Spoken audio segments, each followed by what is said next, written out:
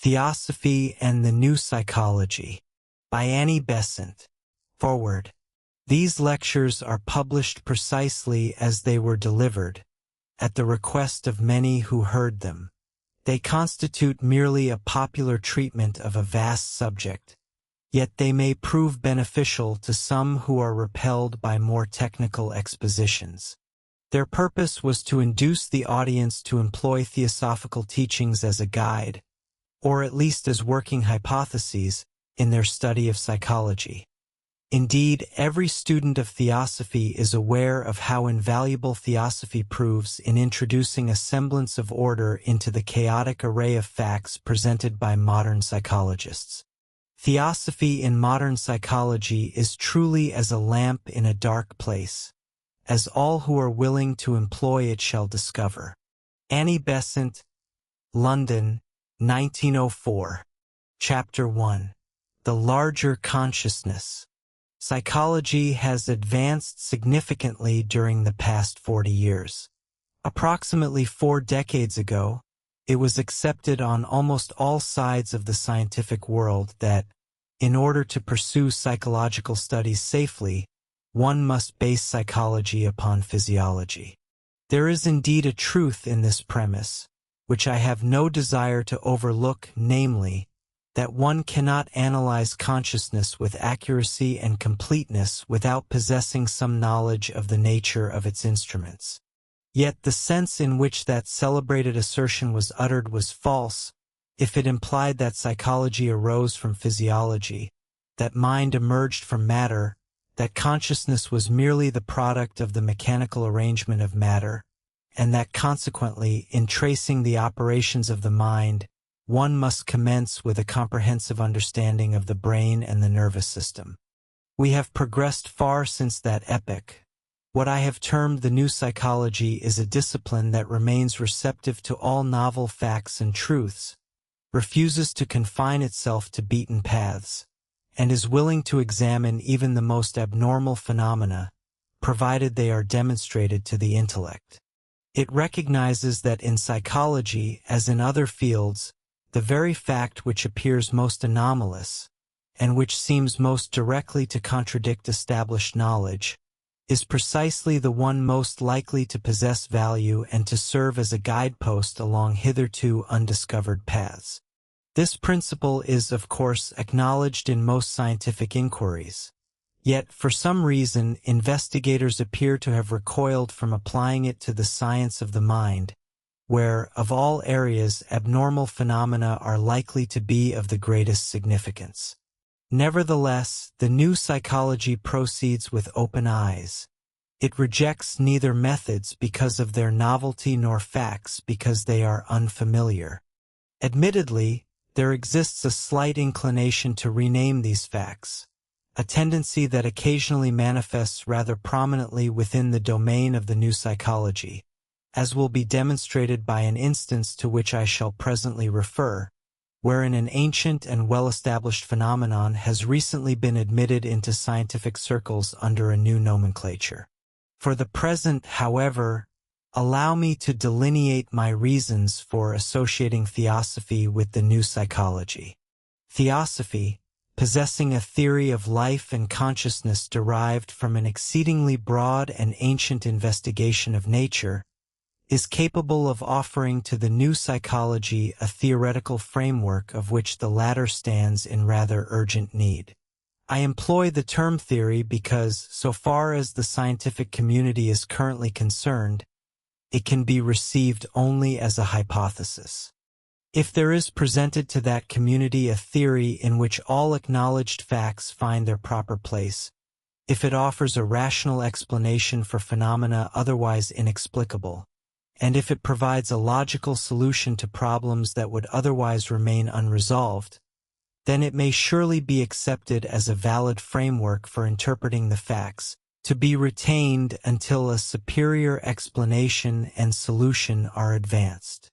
At present, the new psychology is profoundly in need of a theory under which its accumulated facts may be systematically organized. For it must be remembered that the formulation of hypotheses constitutes a recognized stage in all scientific inquiry. After numerous facts have been gathered and to some degree coordinated, a generalization emerges from them, whereupon scientific authorities propose a hypothesis based upon the evidence that suggested the generalization. They subsequently establish that hypothesis as the basis for further experimentation, recognizing that research is far more likely to prove fruitful when it proceeds along clearly defined lines. If subsequent experiments fail to strengthen and confirm the hypothesis, it is discarded. If, however, it is corroborated by them, the hypothesis gradually transitions into the domain of the established and acknowledged doctrines of science. I claim merely the status of a reasonable hypothesis for the tenets that Theosophy advances concerning the data accumulated by the new psychology. Yet I do not mean to imply that I regard it as a mere hypothesis myself. To pretend otherwise would be to dissemble. I hold it as established knowledge, not as a hypothesis, yet I present it to you in the form of a hypothesis for your own re-examination, to be accepted or rejected. Furthermore, that a larger consciousness exists within man is a proposition now asserted by so many authorities, and supported by evidence so extensive and multifarious, that one is almost inclined to deem the fact indisputable. Some may consider this an overstatement, yet I doubt whether one would find many among those who examine the experiments and carefully weigh the testimony who are not prepared to admit that, although they may be unable to explain it and may hesitate to make positive assertions, the evidence for a consciousness far more expansive than ordinary brain consciousness is nigh overwhelming. Sir Oliver Lodge has articulated his conviction in exceptionally lucid terms. He regards it as definitively established that our consciousness is far more extensive than that which manifests through the physical brain. He maintains that outside and beyond what we normally recognize as consciousness, there lies a vast domain to which no name other than consciousness can rationally be applied. This domain is a part of ourselves, perhaps the most vital part, inasmuch as there descend from that unknown field of consciousness pronouncements so clear and precise, and commands so imperious and compelling, that they overrule the intellect and shape conduct even in defiance of human logic. He asserts unequivocally the existence of this wider field of consciousness, of which he remains thoroughly convinced. Or if we consider such statements as those in the work of the late Mr. Myers, on human personality, one is confronted there with an accumulation of facts and evidence which it is impossible lightly to set aside. Two aspects in particular strike the reader upon examining that remarkable work. First, that the designation applied by Mr. Myers to this consciousness is unwieldy and unsuitable. One occasionally wishes that he had employed a more precise term, thereby asserting his belief in a consciousness distinctly superior to that of the brain. And yet, in reading the volume of Mr. Myers, I cannot believe that his abstention from such a statement was attributable to any intellectual cowardice on his part. For when I recall that he asserted the probability of the truth of obsession, of the possession of the body by an alien and often hostile intelligence, and when he added that this brought us back to the beliefs of the savage, so courageous a statement seems to me to dismiss entirely the notion that he shrank from asserting the existence of the spirit in man out of any manner of intellectual fear. He must have possessed some reason for refraining from more definite speech. Personally, it appears to me to have been due to intellectual confusion. That is to say, he possessed a vast accumulation of facts which he could neither organize, comprehend, nor explain. He was able to categorize them as dreams, as manifestations of genius, as phantasms, and the like, but he lacked a comprehensive theory that would allow them to integrate into a coherent and sequential view of human consciousness. Repeatedly, while reading the work, I found myself reflecting, oh, if only Mr. Myers had embraced the opportunity he once possessed and had become a theosophist. You will remark, yes, because you are yourself a theosophist. Perhaps so. Nonetheless, I find that when one peruses that volume in the light of Theosophy, one is enabled to resolve every question that he himself could not answer, and to elucidate those facts which had left him utterly bewildered. This confusion resolves into order once the theosophical theory is accepted, even if merely provisionally, as a hypothesis. Indeed, had he structured his facts upon such a foundation, he would not have conflated the madman with the genius, nor the lumber room with the wellspring of human inspiration. That is one of the salient points I propose to address in the forthcoming lectures. Furthermore, I must observe that Mr. Myers omitted the most compelling portion of his argument, namely, that which derives from the study of world religions and the testimony of mystics spanning every faith. Why did he do so? He acted deliberately, I presume, wishing to avoid a confrontation between contemporary science and the religions of the epoch, fearing that men of science would lend a less attentive ear should he venture into the hazardous realms of the mystic and the visionary. Yet, by recoiling from these facts, he rendered his study of human consciousness incomplete. The testimony of the mystic regarding his own experiences, the testimony of the religious practitioner concerning the facts of his own consciousness, and the visions of the Sufi, the yogi, and the Christian saint are as much facts of consciousness as any that may be gleaned from the case studies of the hypnotized, or indeed any to be found in the recorded phenomena of hysteria. It appears to me, therefore, that Myers, by omitting them, recoiled from the most potent evidence of that wider consciousness which he so earnestly sought to establish. For, in point of fact, it is within those very phenomena of consciousness that the loftiest summits of the human mind are discernible, as James has quite justly recognized. Moreover, Myers, in his psychology, despite his exclusion of these elements, has in the very evidence he compiled provided the justification for the religious theory, thereby beginning to lay the foundations of a science upon which the doctrines of religion will hereafter be erected. Let us turn from his treatise to the evidence for the larger self. I shall first consider what we term premonitions and intuitions, owing to their widespread prevalence. These range from a heavy sense of gloom foreboding an impending and unknown disaster, or some sorrow approaching us from across the globe, tidings of which have not yet reached us by the slower vehicles of ordinary communication, to the distinct perception of what are now designated phantasms of the living and of the dead.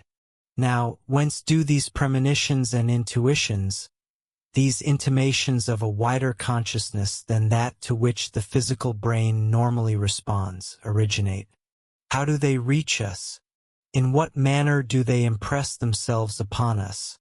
And which part of our physical organism serves as the instrument for their perception? These inquiries naturally arise, and we shall, I believe, be enabled to offer some solution to them when we investigate the mechanism of consciousness. At present, I am concerned solely with the fact of their occurrence, and indeed, how many among you could bear personal testimony to their reality? How many of you could find, among your friends and acquaintances, those who have received such premonitions, whether dimly or with utmost clarity?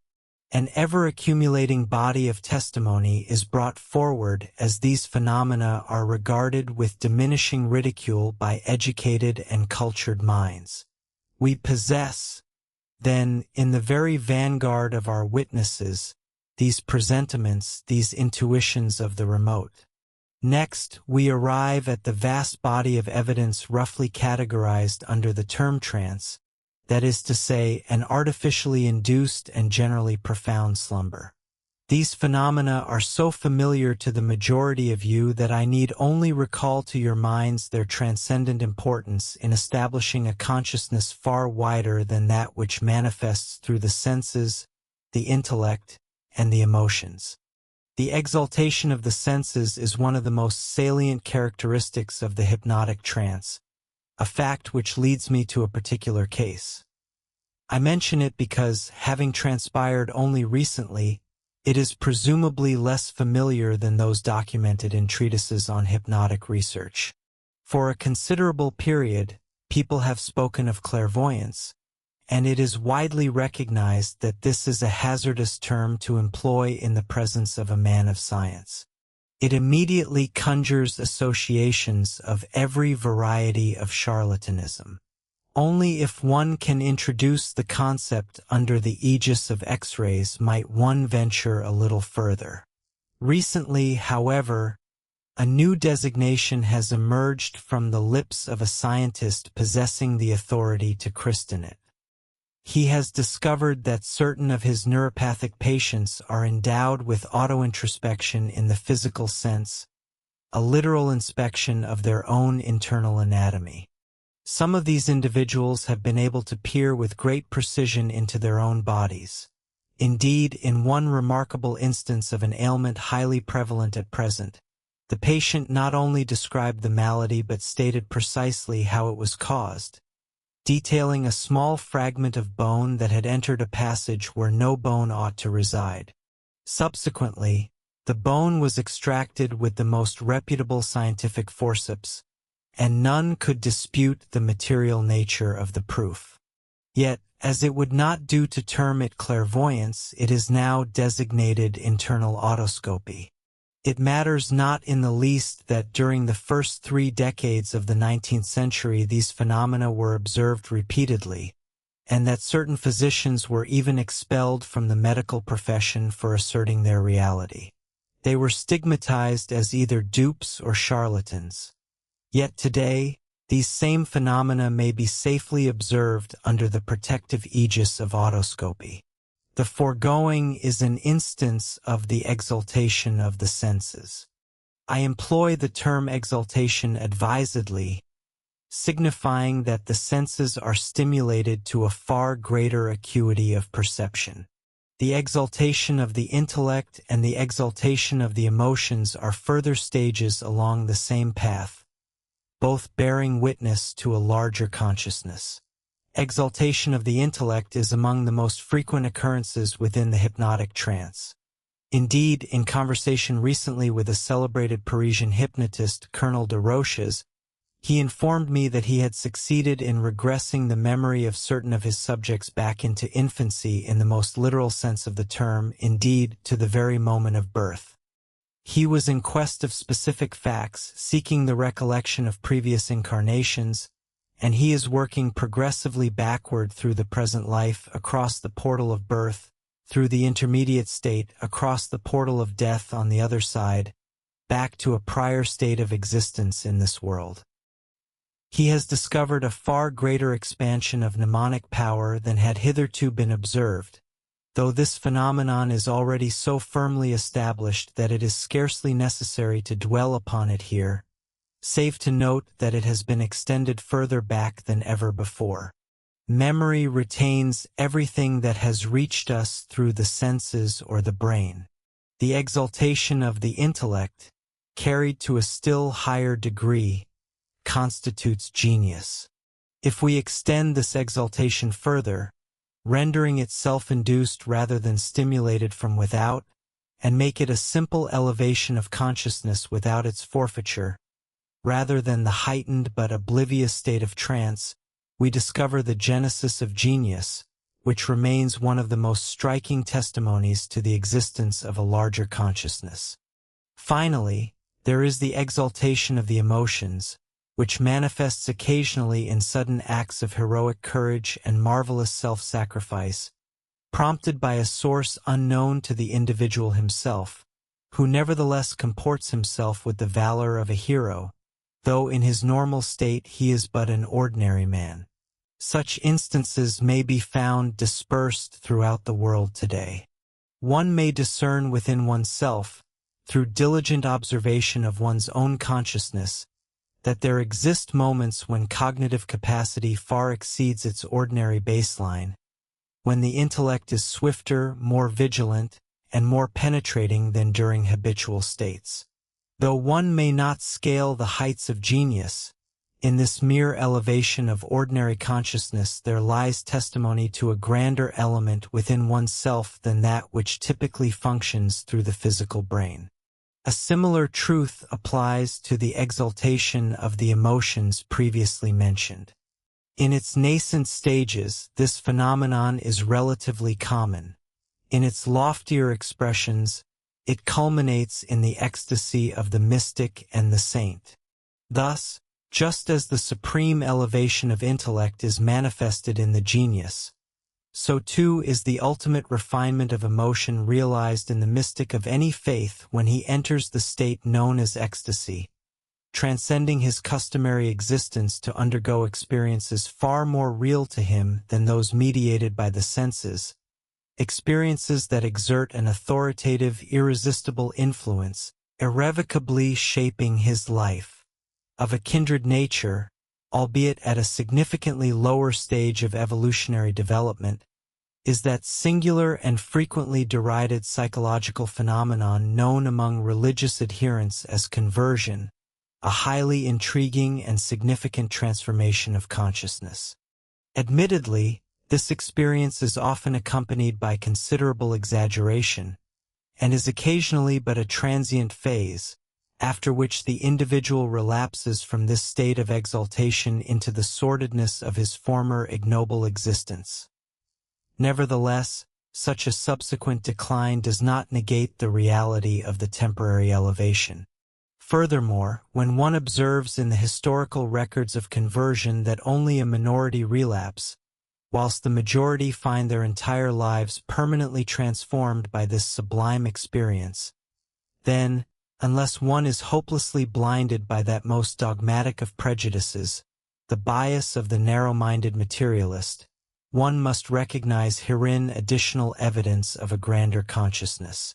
On occasion, this conversion manifests in a singular manner. During my sojourn in India, I received a missive from an English missionary. He was an acquaintance from the period of my life when I identified as a freethinker, having been a fellow member of a secular society in Manchester. Having participated in the endeavors of that society during my own involvement in the secularist movement, he wrote to convey the record of an extraordinary experience he had undergone. While journeying through America, he traversed Colorado, a state renowned for its majestic scenery and wondrous natural phenomena. During a brief sojourn there, surrounded by these natural wonders, his aesthetic sensibilities were heightened to an extraordinary degree. His awe at the sublime power displayed around him was similarly quickened, when suddenly, without a moment's warning, there occurred a profound expansion of his entire consciousness, a sudden influx of light or illumination, which he described as a direct revelation of the divine. And who would venture to assert that the supreme life, animating every atom of a universe that is but the manifestation of divine thought, did not reveal itself to a spirit akin to its own, using the splendors of the external world to touch a mind and heart otherwise impervious to conventional religious appeals? At the very least, this extraordinary event resulted in his enduring conversion to a religious life. He could not deny the reality of what he had personally experienced, nor could he dispute the dissolution of the barriers of his ordinary consciousness, nor the influx of a loftier and more commanding life. Though it is true that, as might be expected from his antecedent thoughts and education, this illumination of the incarnate spirit by the eternal Spirit led him toward a somewhat narrow and rudimentary form of Christian belief, what does that signify, provided the eternal communed with the eternal, and the transcendent deity in nature revealed himself to the immanent deity within man? Thus, I propose the phenomena of conversion to you as a highly compelling subject of inquiry.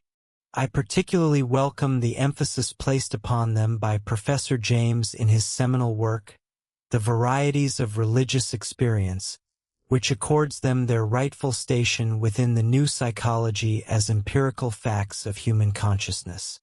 One must also recall that historical annals record the most extraordinary achievements by individuals who attribute their endeavors entirely to what they term conversion, thereby validating the observation of Lord Rosebery, that the mystic who possesses worldly wisdom and keen intellect is the most formidable person to be encountered in human affairs.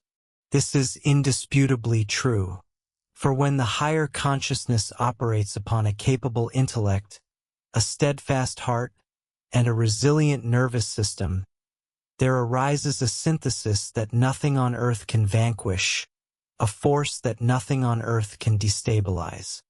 From this vantage point, one may follow these converging lines of inquiry into the enigmatic realm of dreams, a subject highly deserving of rigorous analysis.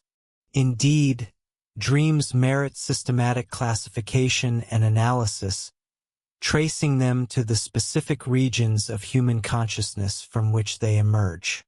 In this manner, we may distinguish between the chaotic imagery born of physiological cerebral disturbances and those profound dreams that disclose entirely new dimensions of awareness, bridge lacunae in our waking knowledge, or enable the intellect to pursue its investigations with greater certainty and sharper insight. Thus, from these diverse perspectives, there emerges consistent testimony to the existence of a grander consciousness within humanity.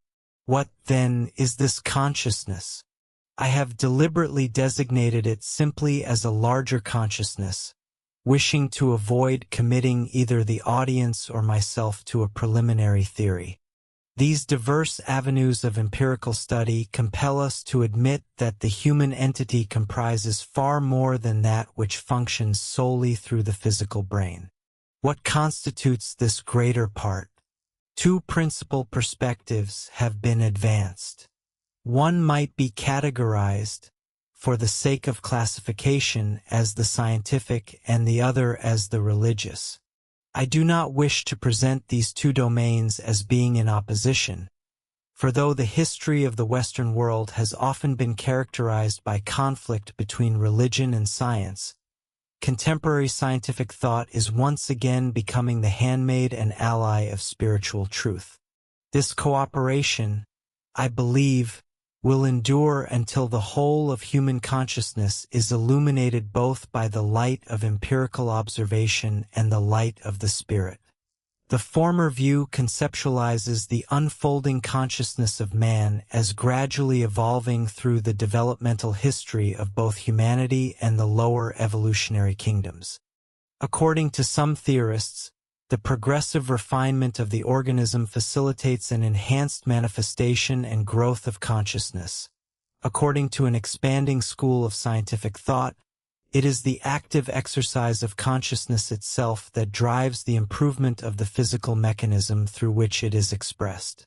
Yet, when one inquires from this standpoint as to the precise nature of this larger consciousness, one is confronted with considerable difficulty in formulating an explanation. That which we may temporarily designate as the subconscious remains quite intelligible within this framework, as we shall subsequently observe. Indeed, it is easily understood that throughout the vast span of evolutionary history, there must have been innumerable instances wherein consciousness initially directed itself toward a specific purpose, subsequently discovered that this purpose could be achieved without undivided attention, and consequently withdrew its active focus as the habituated action became deeply integrated into the organism, until, ultimately, consciousness could delegate to physiological automatism the entire class of actions it was once required to supervise and direct. It is readily discernible that, preceding us along the path of that evolutionary development, there must exist vestiges of impulses of every description, relics of the instincts of the brute, of the savage, and of the partially civilized man, all integrated to varying degrees into the very fabric of the physical vessels we inhabit, transmitted through physiological heredity. Consequently, there exists an immense accumulation of impulses derived from our ancestral evolution, which have receded beneath the horizon of active awareness into the subconscious self. Yet, through this conceptual framework, it remains exceedingly difficult to account for the phenomenon of genius.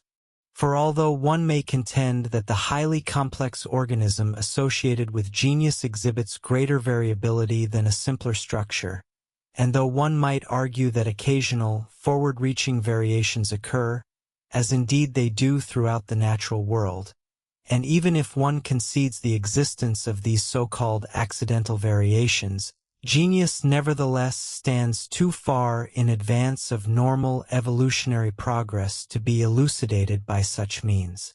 It does not represent a mere incremental evolutionary step that might be selected and accentuated. Rather, it constitutes the leaping of an immense chasm that separates the talent of an intellectual man from the genius of the inspired. It is as though nature, bypassing all intermediary links, were suddenly to bring forth a plant from a stone, an animal from a plant, or a man from an animal. Nature does not engage in such saltations, and for what reason should she exhibit them in the case of genius any more than in any other domain? Fortuitous variation is insufficient to explain the transcendent quality of genius. Furthermore, another impediment arises in this regard: the fact that genius tends to render its possessor ill-suited to the mundane existence of the world. In the struggle for the survival of the fittest, genius presents a distinct disadvantage, tending even to destroy its possessor, rendering him entirely incapable of survival and procreation. This is quite apart from the observation that genius is predominantly sterile, and independent of the biological principle that as the complexity and intelligence of the nervous system increase, fecundity diminishes. Setting aside all these circumstances, as well as the very possibility of transmitting mental and moral attributes, we must confront this sobering reality. Genius renders its possessor unfit for the struggles of the ordinary world. This truth is inscribed in melancholy characters across the pages of history. It manifests in all the eccentricities of genius, the consequence of a loftier consciousness contending with a world it does not comprehend, the result of forces it cannot govern when they are projected onto the physical plane. It reveals itself as heightened vitality channeled in diverse directions, which are not necessarily subject to the dominion of the will or the intellect. These are points demanding rigorous investigation before one accepts the premise that consciousness evolves solely from below. The alternative perspective is of a fundamentally different character, speaking of a celestial entity, a living spirit, referred to in a sacred scripture as a portion of myself, a divine fragment, an emanation of the universal life, enveloping itself in successive veils of matter so that it may enter into relation with the various planes or worlds of our cosmos. It may be conceptualized as a spiritual germ planted within the soil of matter. It is of little consequence whether one designates all matter as physical, differentiating it merely by gradations of density, or whether one adopts the ancient and more precise view that matter ascends in a hierarchical scale, distinguished by the varying subtlety of its constituent atoms, through all the increasingly rarefied worlds of existence. This divine fragment, shrouded in matter, comes through the medium of that substance into contact with the phenomena of every plane, the spirit gradually unfolding and awakening to its inherent, inalienable divine potencies.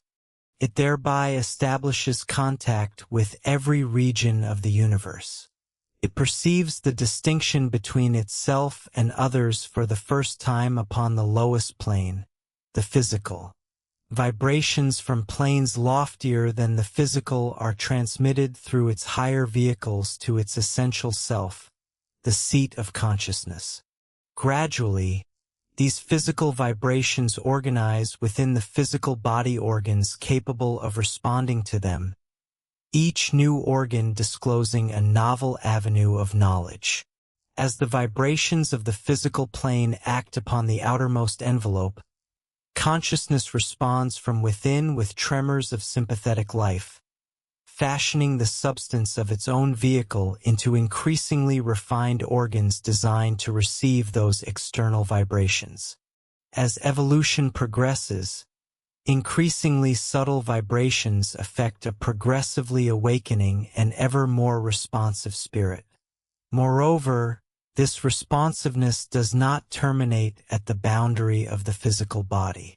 The subtler bodies pertaining to the higher planes begin to vibrate in sympathy with their respective frequencies, and these vibrations are gradually transmitted to the physical vehicle as it becomes increasingly receptive, delicate, and highly organized.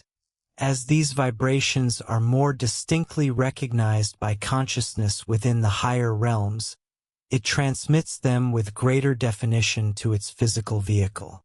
Consequently, all that is termed premonition, intuition, exaltation of the senses, of the intellect, or of emotion, the visions of the mystic and the saint, the lucidity of the yogi and the trained occultist, the diverse phenomena of dreams, the manifestations of genius, and the loftier states of human awareness, all represent the descent into the physical brain of vibrations received in higher regions by more refined vehicles, which are being progressively organized for conscious existence and activity upon those planes. While we remain only partially evolved, the perception of these phenomena is indistinct. Yet they must never be confounded with the impulses arising from the evolution of the past. They constitute the promise of the future rather than the relics of bygone ages, the struggles of the eternal spirit within us to compel its vehicles to respond to its shifts in consciousness.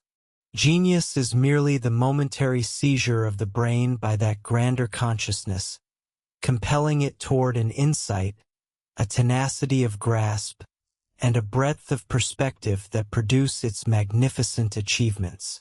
It represents the further descent of this wider consciousness into an organism capable of vibrating in response to its impulses.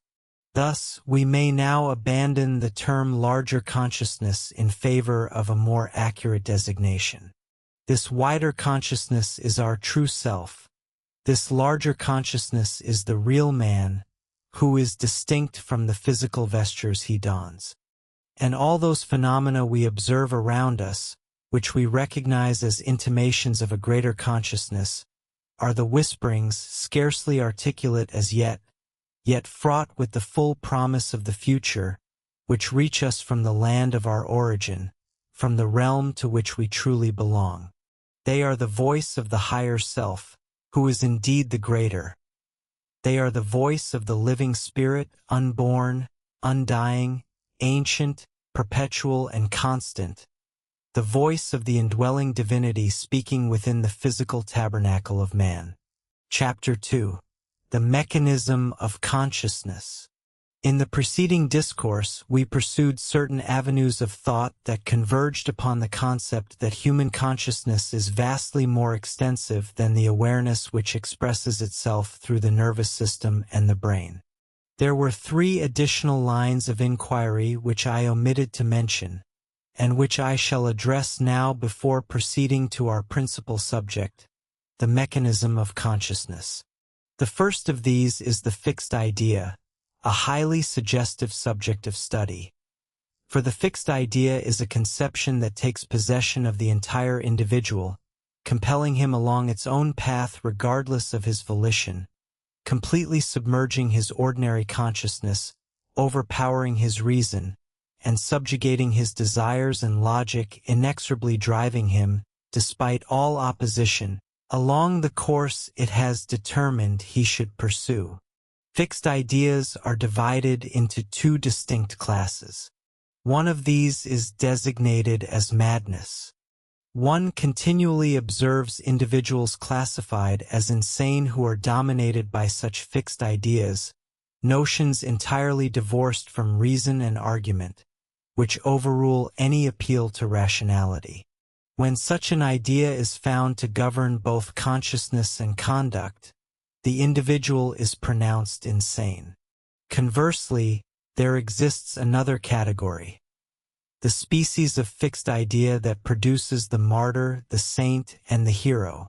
This is an idea that transcends all the ordinary allurements of existence, in the presence of which no external influence can mount an effective appeal, nor turn the individual aside from his chosen path. These, too, are fixed ideas, and they are manifest in the noblest representatives of humanity. Such ideas require explanation. We must comprehend wherein they differ from those fixed ideas we categorize as madness. Otherwise, we risk succumbing to the school of Lombroso, which proclaims all genius to be insanity and regards the world's great spiritual teachers, such as Christ and Buddha, as mere neuropaths. This proposition is at once so distressing and so preposterous that it behooves us to distinguish clearly between the fixed idea of the madman and that of the hero or saint. A portion of our investigation into the larger consciousness must proceed along this avenue. Thereafter, we must consider the domain of dreams, and, finally, the path that many are inclined to pursue today, that of telepathy, which is the communication of mind without recourse to material or, more precisely, physical means. These three avenues of inquiry must be added to those outlined in the preceding lecture. All of these are indissolubly linked to the larger consciousness, and they find their sole valid explanation only when that larger consciousness is understood. For our present discourse, I have designated our specific subject as the mechanism of consciousness. You will recall that I began last week by citing a proposition that was regarded as axiomatic in psychology some 40 years ago, namely that all sound psychology must be founded upon physiology. This assertion is false if it is taken to mean that physiological conditions generate consciousness. Yet it remains true if it signifies that physiological states condition and profoundly modify the manifestations of consciousness upon the physical plane. Consequently, it is indeed necessary to comprehend the mechanism of consciousness in order to understand its manifestations. One must study this mechanism to follow clearly the means of its expression and, of even greater import, the method by which the refinement of this mechanism may facilitate a fuller manifestation of that consciousness. For just as one might examine a conduit designed for the passage of water, without asserting that the conduit generates the water, even though the water would not reach the reservoir in its absence, and just as it is of vital importance that this conduit remain unobstructed so that the flow is not diminished, so too is it essential that the mechanism through which consciousness manifests be refined to the utmost. It must not obstruct the expressions of consciousness, and should any obstructions exist, they must be removed, and the capacity of the conduit expanded wherever possible. To achieve this, we must comprehend the mechanism of consciousness. In the study of that mechanism, the primary question that arises is man, by virtue of the mechanism of his consciousness, related to more worlds than one? It is indeed remarkable that some of the earliest philosophical thought converges with the most modern, and that the ancient rishis of India are in accord with Mr. Frederick William Henry Myers. Though they employ different terminology, they advance the identical assertion. It is a fundamental tenet of all ancient Hindu teachings that man belongs not to a single world, but to three. Each of these three spheres, we are told, must be investigated, and man, through the mechanism of his consciousness, is related to each of the three. Undoubtedly, higher realms exist, yet these are effectively accessible only to those who have transcended the human state. Through the course of normal human evolution, it is posited, every individual remains in contact with three worlds. Similarly, a corresponding concept may be discerned running through Christian doctrine. We read of a physical world in which man resides, of a celestial realm toward which he journeys, and of an intermediate state designated by Roman Catholics as purgatory, and by others as paradise. In theosophical literature, one reads of the three planes with which man is continuously connected, the physical, the astral, and the mental, corresponding respectively to the physical, astral, and mental bodies. Furthermore, in the final work of Mr. Myers, we find mention of three environments, a terminology more scientific and technical, yet encompassing the same concept, namely the physical, the ethereal, and the metaethereal, employing the prefix met in its conventional sense of above or beyond. This metaethereal environment is, as Mr. Myers asserts, what religion terms the spiritual world. Thus, even in the most modern thought, we find the affirmation of a threefold world with which man is connected, although the third remains somewhat ill-defined. At this juncture, a question arises which appears to belong exclusively to the modern era. The typical contemporary Christian will assert that one departs from this world into higher realms only through death, not that we inhabit them presently, but that we shall enter them hereafter, thereby rendering death the sole transition from one world to another. This perspective is almost, if not entirely, unique to modern Christendom. No such conception is to be found within the older faiths. In those ancient religions, it is maintained that man coexists in all three worlds simultaneously. Similarly, in the latest formulations of Mr. Myers, we find it asserted that he inhabits these three worlds concurrently, a premise that the new psychology requires if it is to provide a rational explanation for the phenomena confronting it. Indeed, I venture to suggest that if one were to introduce into Christian doctrine the concept that man is continuously living in these three worlds now, it would illuminate many of Christ's teachings which otherwise remain obscure. You will recall how, when speaking of the kingdom of heaven, he emphasizes that it does not come with observation, that it is neither here nor there, and cannot be discovered by a change of locality. The kingdom of heaven is within you is his mystical phrase, pointing to a profound and spiritual reality. Similarly, we encounter the passage stating that in heaven, the angels of the little ones do always behold the face of the Father. Yet we are also taught that these same angels constantly guard their charges upon earth. The underlying truth is that the three worlds are not spatially segregated, but rather interpenetrate one another, sharing a vast common spatial domain. Our existence in one world or another depends entirely upon the fact that we are invested with three distinct mechanisms, three bodies or envelopes, each of which establishes contact with one of the three worlds, and any or all of which may be active simultaneously. We do not acquire a new body at death. Rather, the physical body is merely discarded, leaving us in the other two vehicles wherein we already live, think, and feel. Death is simply the shedding of the physical envelope, and the sole difference it entails for the individual is the inability, post-mortem, to contact the physical world directly, having been deprived of his instrument of communication, the physical body. Were this realization to gain wider acceptance, it would, for one, dispel much of the apprehension surrounding death.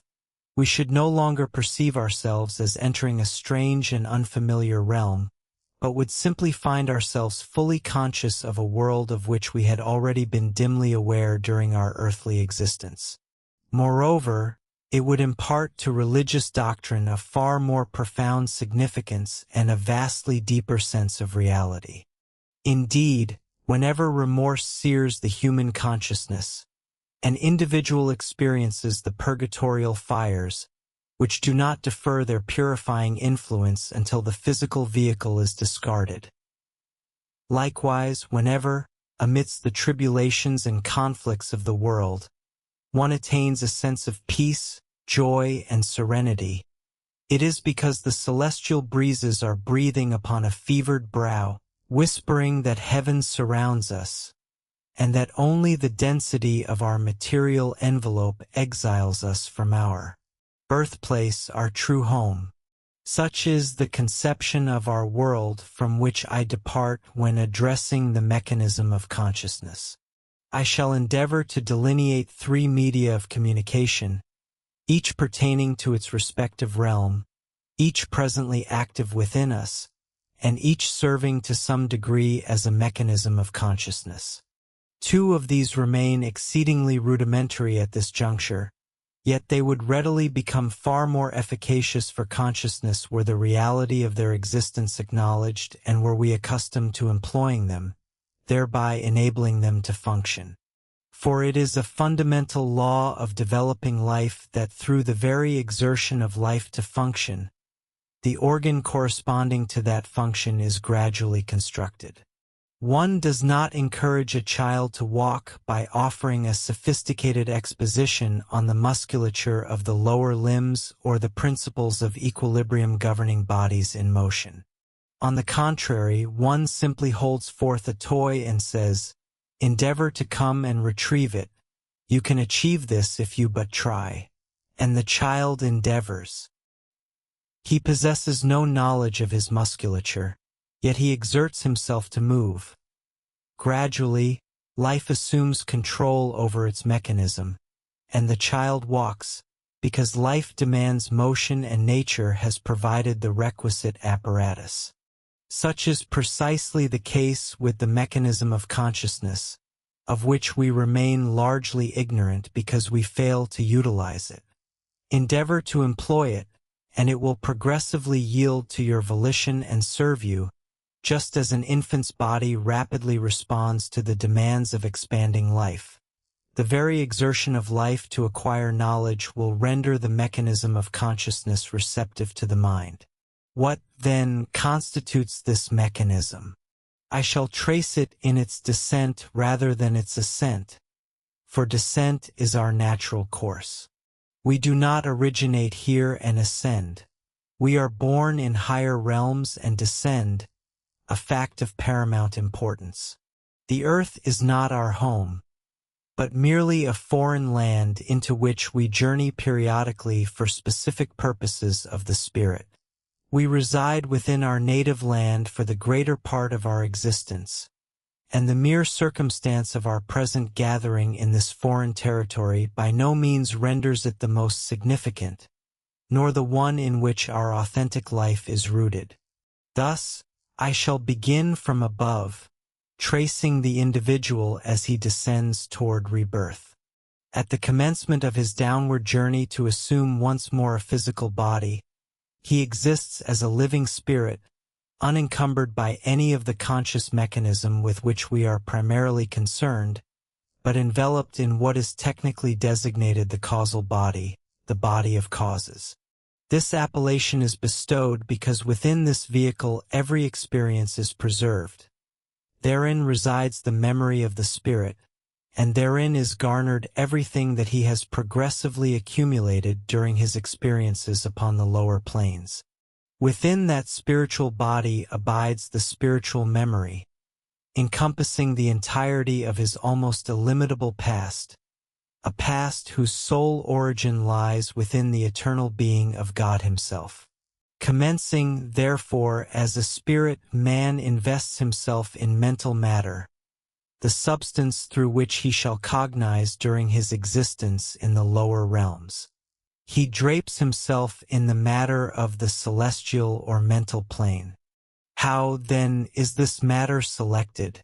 It is drawn by a fragment of that mental substance which has remained associated with the human spirit throughout the entirety of its extensive wanderings, the permanent particle, as we term it in our theosophical nomenclature.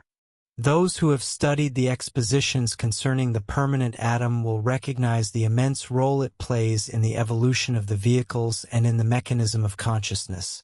They will perceive how this doctrine endorses the scientific tenets of Weissman, offering a genuine continuity of matter alongside the continuity of enduring life of spirit. Time does not permit an elaborate explanation of the permanent atom. I must request that you accept it simply in this light, as a material particle analogous to the biophore of Weissman, which, having undergone the experiences of life upon the mental, astral, and physical planes, has acquired the capacity to vibrate in such a manner that it can reproduce any of its past experiences. Consequently, the complexity of the matter it attracts to construct the new mechanism of consciousness will correspond to the increasingly complex capacities of its vibration. These permanent particles are comprised of three units: a mental, an astral, and a physical, which, following physical demise, are garnered within the causal body. Upon rebirth, these are projected sequentially. The first of these, the mental unit, vibrating with the resonance of all its antecedent experiences, attracts matter congruous with its own expressions, thereby ensuring that the mental sheath is adapted, in the complexity of its material particles, to the evolved spirit that is enveloping itself in these vehicles.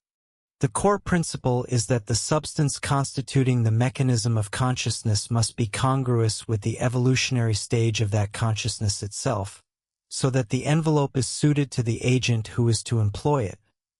Thus, the material of an unevolved individual would not possess the same particle complexity as that utilized by a more highly advanced soul. Chemically identical, indeed, yet distinct in particle complexity, a critical distinction when one considers the sensitivity of the matter and its capacity to vibrate in response to the subtle vibrations that impinge upon it. This primary envelope, the mental, is the first that the ego attracts to itself during its descent toward rebirth. By descent, I do not imply spatial relocation. No such movement is required, but rather that the ego draws matter toward itself. To comprehend this, consider briefly the divergence in receptive capacity between the eye and the ear. The vibratory capacity inherent in the delicate mechanism of the eye, which responds to light, enables vision, whereas the anatomical structure of the ear, responding to distinct vibrations, facilitates hearing. The eye discloses the entire realm of sight, without which that world would remain non-existent to the observer. The ear reveals another domain, without which the world of sound would be entirely inaccessible. This divergence in mechanism illustrates precisely what I mean by the distinction among the three envelopes. They are not spatially separate but are interpenetrated. Nevertheless, each responds to a specific range of vibrations. Just as the absence of the delicate visual apparatus would exclude one from the world of sight, despite possessing perfect hearing, so too, if the mental envelope does not vibrate fully, an individual is excluded from the vast mental realm, which is the celestial world. Similarly, if the astral body fails to vibrate in response to impacts from the astral plane, he remains isolated from it, much like a deaf person in a world of sound. It is entirely a matter of vibratory resonance, not of spatial location. If one maintains this concept steadfastly, it becomes clear that when death removes a beloved companion, we are separated not by spatial distance, but by the limitations of our receptive capacity.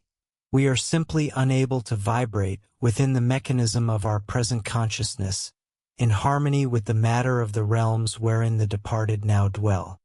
As the individual descends and invests himself in this mental body, the germs of faculties, transmuted from the experiences of prior lifetimes into mental capacities, manifest within the mental vehicle.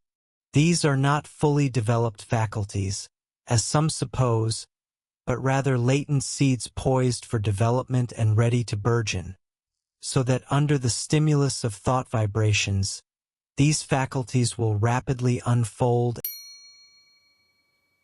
Do you want access to this and all the complete audiobooks on the channel, plus the ebook version? Click the link in the description or scan the QR code in the left corner of the screen to access our library, where you can listen to your favorite esoteric books without ad interruptions, lock your screen, or use other apps while the narration plays, and even download the ebook version to follow along as you listen. Listen on your computer via web browser, or download the app from the Play Store. After subscribing, you will receive an email with your login details, password, and step-by-step instructions on how to access the books through the Hotmart app.